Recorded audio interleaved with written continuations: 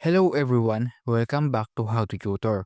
Today in this video, I'm going to show on how to upload unlisted videos on YouTube using your mobile phone. So let's get started. First, open your YouTube app on your mobile device. At the bottom, tap the plus icon. Choose your video that you will upload. Then tap Next. Now, you will look for visibility, then tap it. After that, you will see the unlisted.